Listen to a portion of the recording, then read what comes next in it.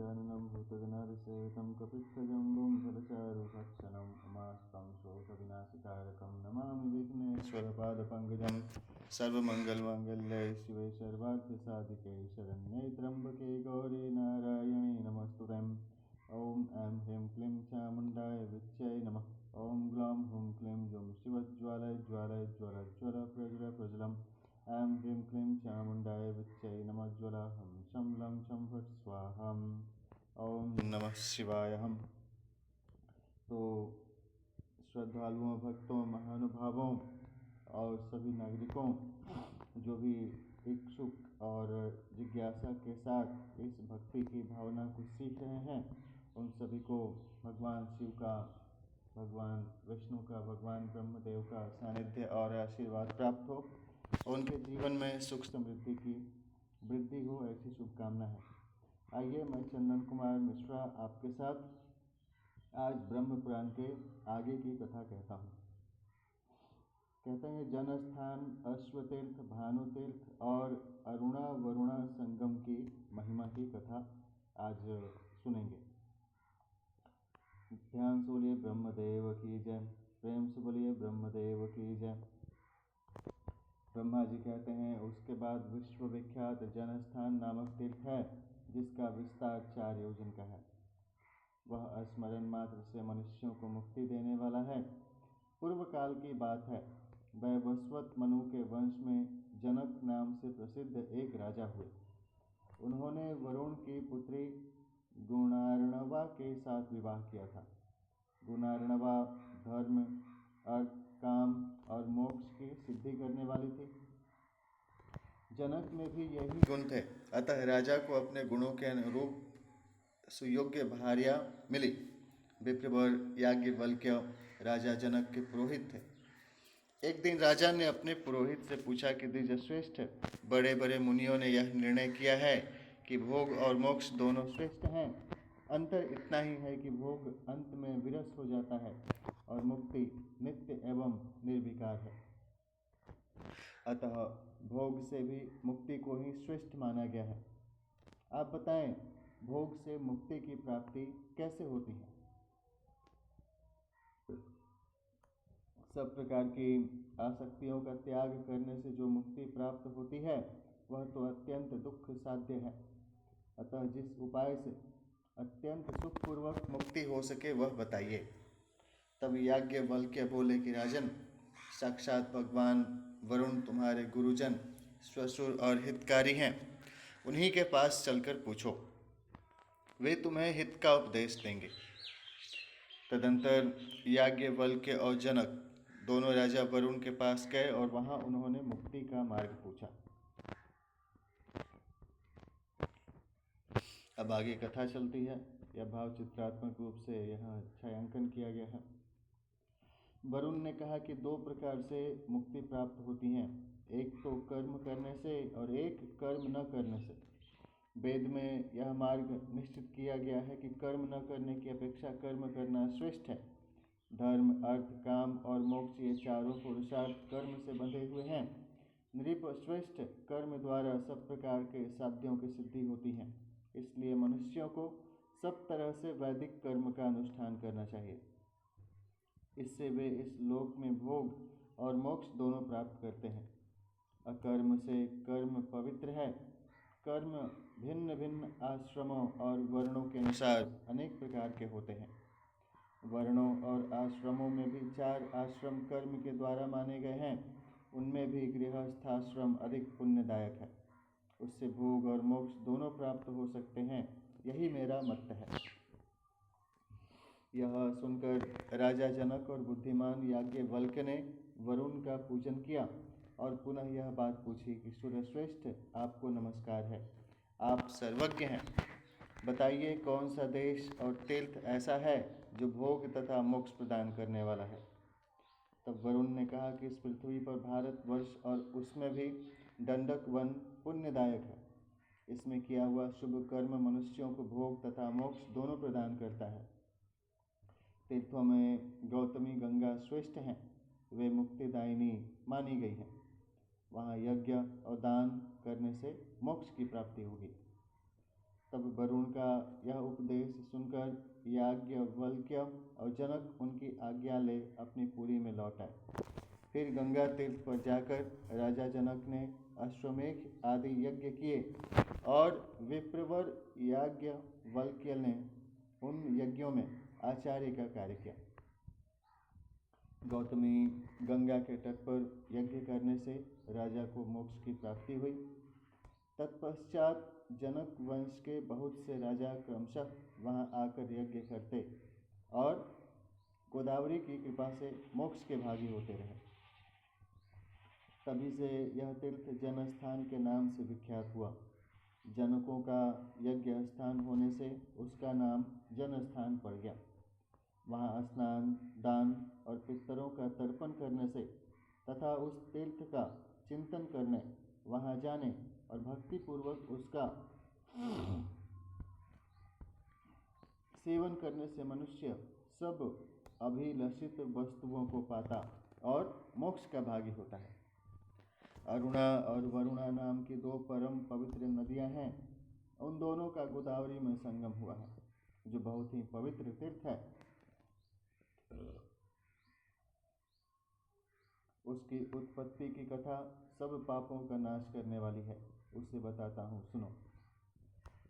महर्षि कश्यप के ज्येष्ठ पुत्र आदित्य सूर्य समस्त लोकों में विख्यात हैं।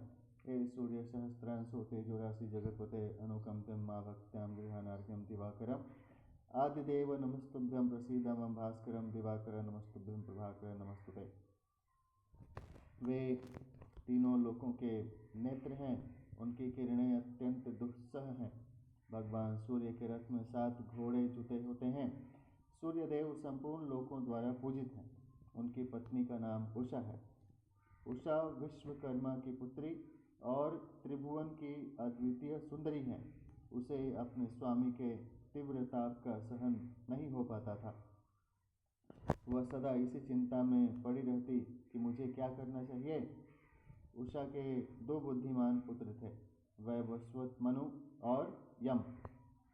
एक कन्या भी थी जो परम पवित्र यमुना नदी के रूप में विख्यात हुई। एक दिन उषा ने अपने ही समान रूप वाली अपनी छाया उत्पन्न की और उससे कहा, तू मेरी ही जैसी होकर मेरी आज्ञा से पति की सेवा तथा मेरे पुत्रों का पालन कर।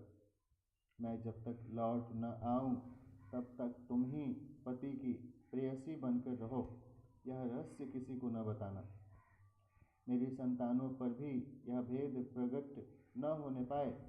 छाया ने बहुत अच्छा कहकर उषा की आज्ञा स्वीकार कर ली और उषा घर से निकल गई। उसने तपस्या के लिए उत्तर कुरु नामक देश को प्रस्थान किया। वहां पहुंचकर उसने घोड़ी का रूप धारण करके कठोर तपस्या आरंभ की।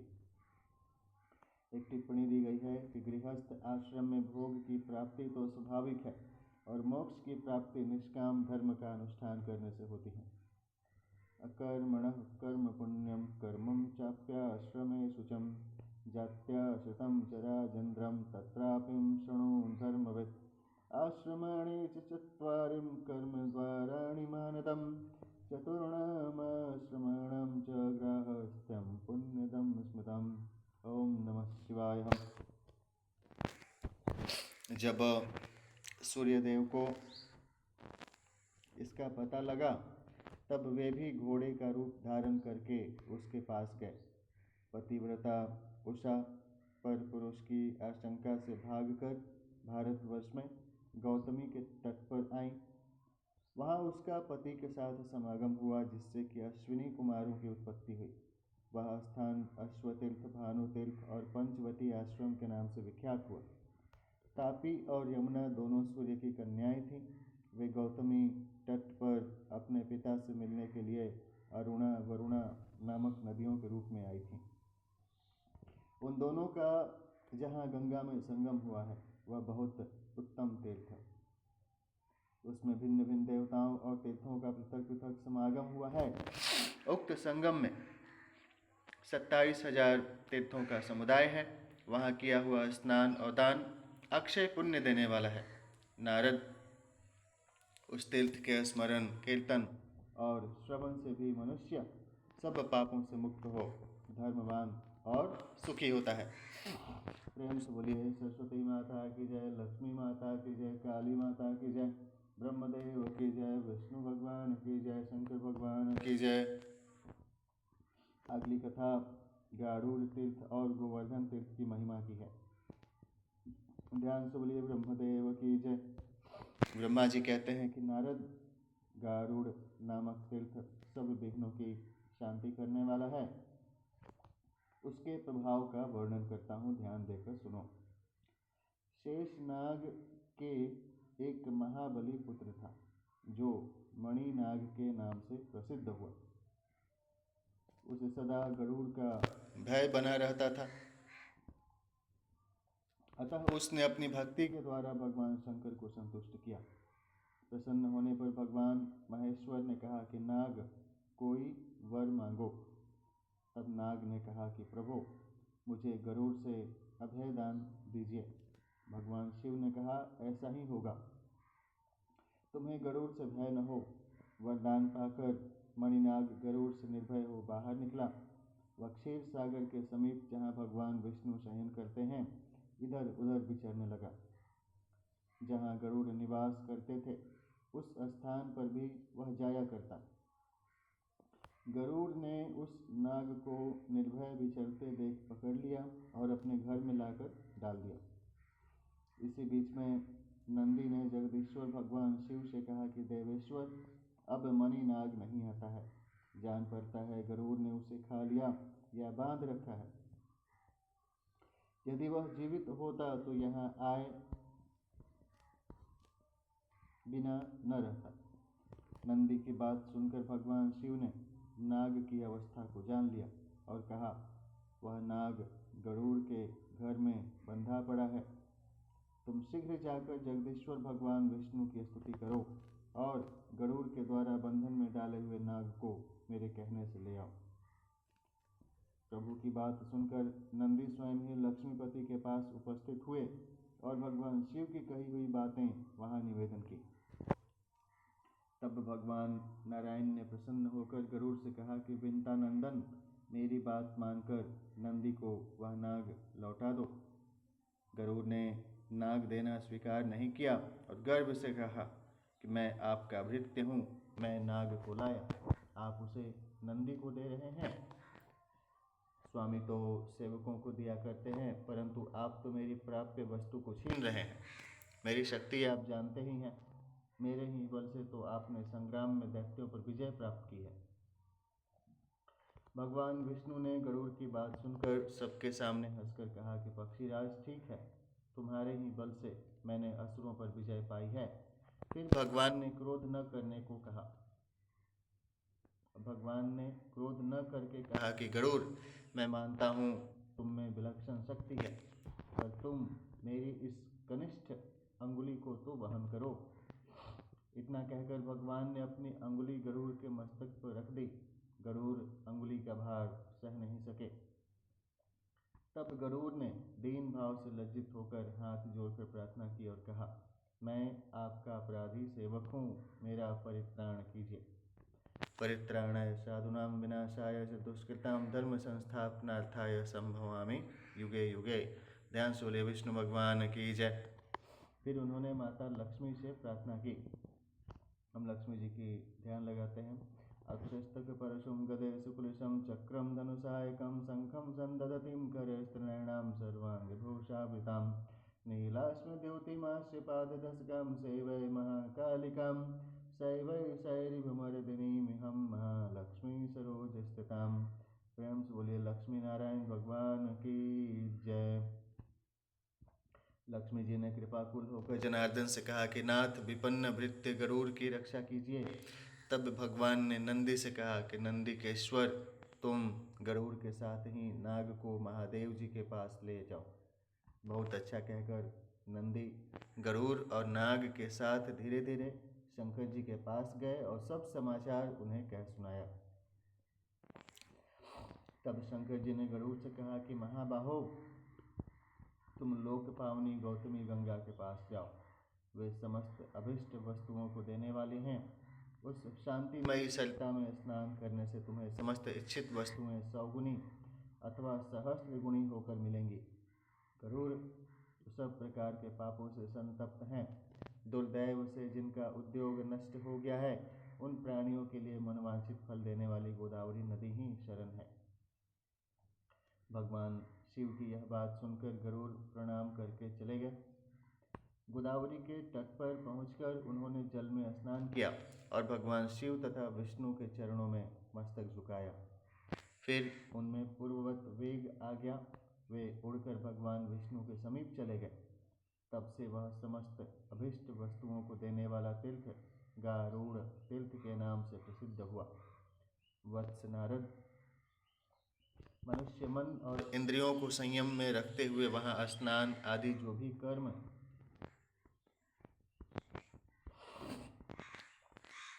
करता है, वह सब अक्षय तथा शिव और विष्णु को प्रिय लगने वाला होता है। माँ अम्बा, माँ अम्बा, माँ अम्बा बोल, ईश्वर सत्य चित्त आनंद बोल। उसके आगे सब पापों का नाश करने वाला गोवर्धन तीर्थ है। वह पितरों के लिए पुण्यजनक तथा स्मरण मात्र से पाप दूर करने वाला है। नारद, मैंने उसका प्रभाव प्रत्यक्ष देखा है। पूर्व काल में जाबाली नाम से प्रसिद्ध एक किसान ब्राह्मण रहता था। वह दोपहर हो जाने पर भी हल से बैलों को खोलता नहीं था। उनके दोनों बगल में और पीठ पर चाबुक मारता रहता था। उसके दोनों बैल सदा आंखों से आंसू बहाते रहते थे। एक दिन कामधेनु गौ जगन माता सुरभि ने नंदी से सब हाल कहा। नंदी ने भी खिन्न होकर भगवान शंकर को सब बातें बताईं। तब शंकर जी ने नंदी से कहा कि तुम्हारी प्रत्येक बात सिद्ध हो। महादेव जी की यह आज्ञा पाकर नंदी ने समस्त गो जाति को अपने में समेट लिया। स्वर्गलोक और मर्त्यलोक की समस्त गौएं अदृश्य हो गईं। तब देवताओं ने मेरे पास आकर कहा कि भगवान, यह एक यज्ञ का छायांकन किया गया है, चित्रांकन किया गया है। तब देवताओं ने मेरे पास आकर कहा कि भगवान, गौओं के बिना जीवन नहीं रह सकता। उस समय मैंने देवताओं से कहा कि जाओ भगवान शंकर से याचना करो। ओम नमः शिवाय। तदंतर उन्होंने भगवान शंकर की स्तुति करके उनसे सब हाल कहा। महादेव जी ने भी देवताओं को उत्तर दिया। इस विषय में नंदी जानते हैं। तब सब देवता नंदीकेश्वर के पास जाकर बोले कि हमें जगत का उपकार करने वाली गौएं दीजिए। नंदी बोले, आप लोग गौ यज्ञ कीजिए, तभी दिव्य और मानस गौएं प्राप्त होंगी। तत्पश्चात गौतमी गंगा के तट पर देवताओं ने गौ यज्ञ का आयोजन किया। फिर वहाँ से गौएं बढ़ने लगीं। तभी से वह तीर्थ गोवर्धन नाम से प्रसिद्ध हुआ। वह देवताओं की प्रीति बढ़ाने वाला है।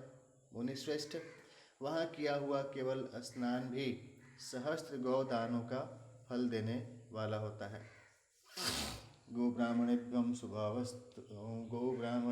शुभमस्तु नित्यं लोकाः समस्ताः सुखिनः भवन्तु। ओम हरि ओम। ओम कर्पूरगौरं करुणावतारं संसारसारं भुजगेन्द्रहारं सदा वसन्तं हृदयारविन्दो भावं भवानी सहितं नमामि। त्वमेव माता च पिता त्वमेव बन्धो च शिखा त्वमेव विद्या द्रविणं त्वमेव सर्वं